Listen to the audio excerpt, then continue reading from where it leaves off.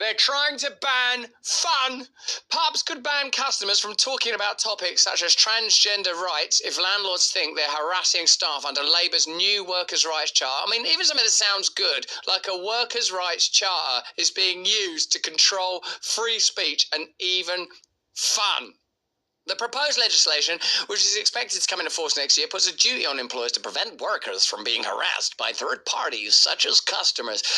They're legitimising control. It's another one of those equations, a little like Julian Assange's "the function of government is to take public money and put it in private hands." The goal is to use Afghanistan to wash money out of the tax bases of the United States, out of the tax bases of European countries, through Afghanistan, and back into the hands of a transnational security elite. And he uses war as a primary example of that. And after we've discussed earlier today the $6 billion inadvertent Ukrainian war payment, it's pretty difficult to deny that, because that $6 billion is your money. You could have said, oh, should we spend that on schools? Should we spend that on increasing the payments, for example, of government workers? That's one of the things you could have voted on, but no, because that system doesn't exist. Quite deliberately.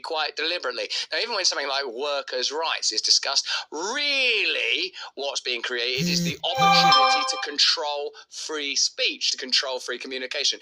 We're here to help you. To believe in any of it, you have to believe in the virtue of the organisation. Do you, let me know in the comments and chat, believe in the virtue of the British government? Is there anything about stories that are going on in the UK at the moment that cause you to question the virtue, the principles, the morality and the ethics of the current British government? And in a way, it's not even their fault, because how could they possibly behave virtuously, controlled as they are by the interests that ultimately control them, whether those are bureaucratic entities like the still influential EU, UN, NATO, WEF, IMF, World Bank, all of these extraordinary institutions that exert more power than they ever ought over a country that should be run by you. You pay for it. It's your country. It's run using your labour, the sweat of your back, your lifeblood, the deaths of your ancestors in various wars. None of that matters to them. Now what they're deciding that they care about is conversations in pubs. Does that seem likely? Let me know in the comments and chat. All of a sudden, they don't want people's feelings being hurt. Do you believe them? Do you trust them? Do you give them that authority? I would say no. Don't grant them that authority. Because kindness, we can do that ourselves. Be kind to people. Be loving to one another. We can do that, can't we? We'll slip up, we'll make mistakes, we'll make errors, and then we'll be forgiven if we repent. But giving all that stuff to the United Kingdom, man, pfft.